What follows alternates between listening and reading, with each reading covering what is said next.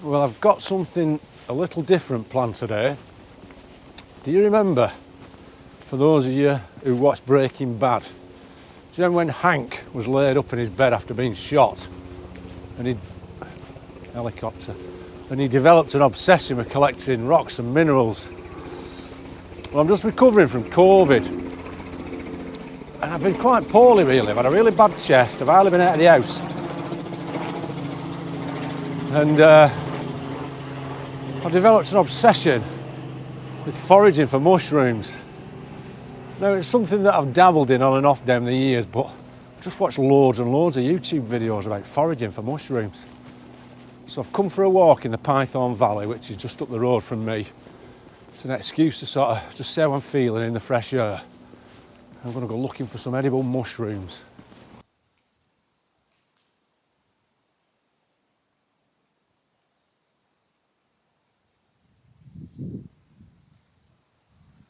Now, this is the first one I've found, and to me this is of unknown edibility, so we'll not be collecting it. It's also had a bit of slug damage.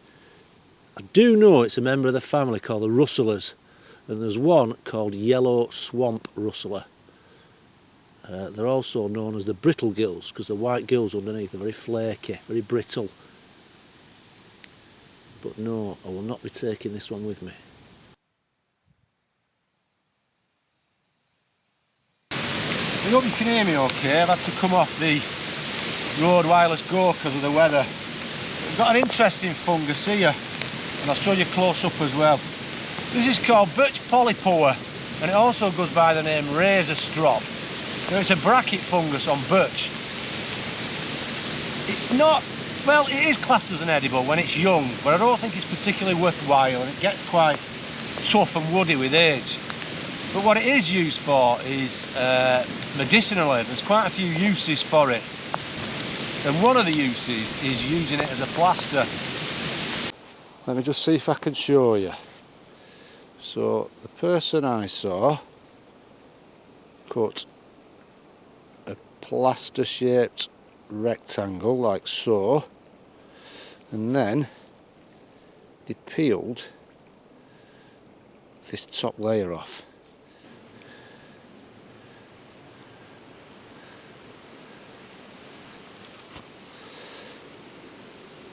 See if I can do it. Right, there we go. Not too bad that. And then just say I've cut my little finger. You wrap it round, and there's actually a little bit of natural binding there. It's not too bad. There's some whopping razor straps here on this birch.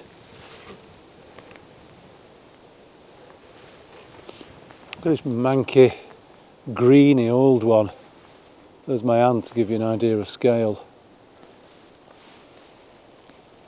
And as you go up the tree, there's more. Now I've found a little cluster of mushrooms down here, and they're forming like a line. And I know there is an edible one called, it's called trooping something, because it marches through the wood in a line in a troop. I don't think this is it, but I have found something on a little app on my phone that is a likely candidate. Now look at that, what do you think? Buttery colibia. Let's turn the mushroom upside down and have a look. It's got white gills, as you can see on my phone. Now I wouldn't call those gills particularly white, more of a very pale brown or an off-white. Not so sure about that one.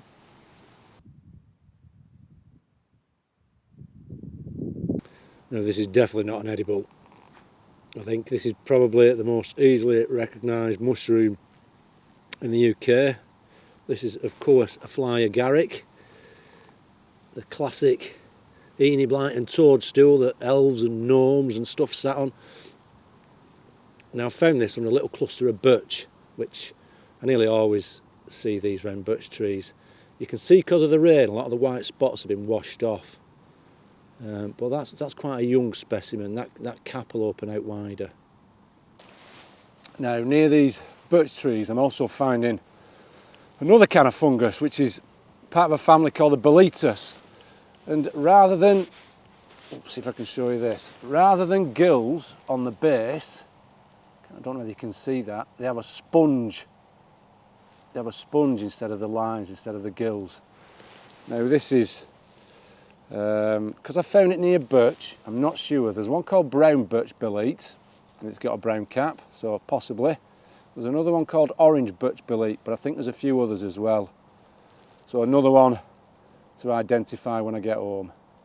And smell is a good way sometimes of identifying mushrooms. Now, I don't know what this one is, but when I smell it, it has got a distinct smell of aniseed, and that's something I've never noticed before when I've smelt mushrooms. It's actually very pleasant. I should be able to identify that one based on that.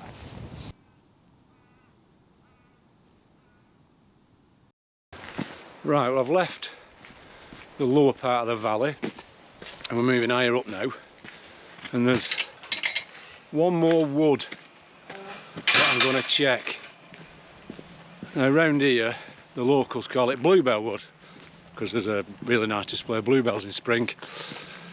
I have found edibles in here, not very often, but we'll give it a go anyway. On today's little fungal foray, I've been concentrating on species associated with woodland. But in this valley, higher up on the moor edge pasture, in some years it can also be good for a species of mushroom that's closely related to the field mushroom, and like the button mushrooms and the big mushrooms you get in the supermarket.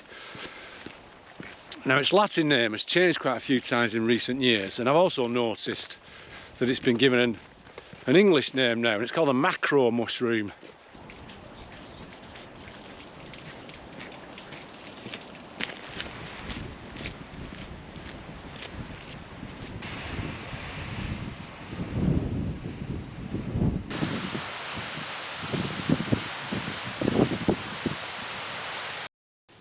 Now I've just come into Bluebell Wood and I've immediately found this one, which I do know because of a characteristic is one called a milk cap.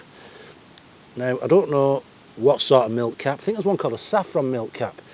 When you press the gills, sort of damage them, it exudes this white milky substance. See it there? In fact, when you get your eye in, there's a lot of these milk caps. And there's another kind that I've found down here that I'm just going to investigate a bit further, just in case it's something really nice edible. I don't think it is, but I'm going to just check it.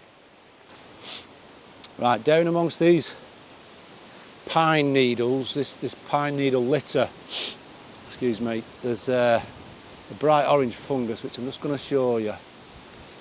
Now here, you can see these orangey looking mushrooms. Now superficially they have a look of a wonderful edible mushroom called chanterelle, but I'm not totally convinced, and the way to find out if it is or not is to slice it through the middle. If I slice this through the middle and it's white, it is chanterelle, but let's have a look.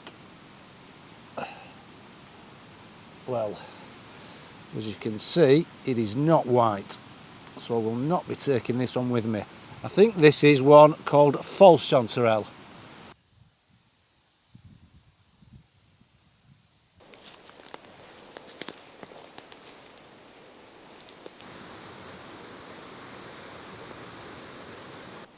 One thing I should say, and I should have said this sooner really, you need to be 100% on your ID when you're foraging for mushrooms. There's a saying, don't munch on a hunch. So you've got to be totally secure in the mind that what you're going to put on your plate is definitely edible.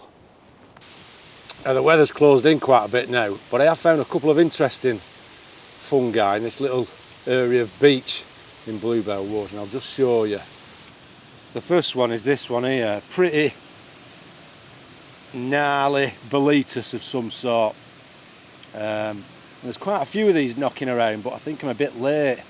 They're way past the prime and very damaged. Not sure what kind they are, but definitely a place to come back to a bit earlier in the year next year.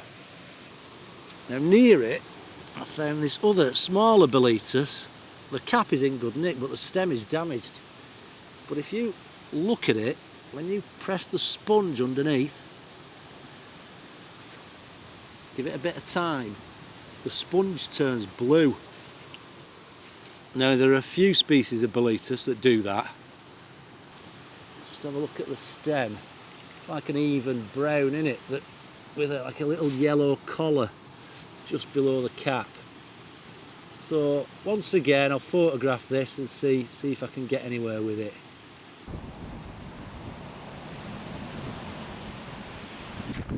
Well, I've not come away with much in my little mushroom bag in my rucksack. I think I've got one, and that's one of the Boletus that I found under the birch earlier. But the rest, nah, just a lot of uncertainty on some of the IDs. But I've taken a lot of pictures, so when I get home I'll do a bit of research, see if I can nail down some of the species. Anyway, I hope you like that. We're a little bit different. Thanks for watching. Look after yourselves, and I'll see you next time.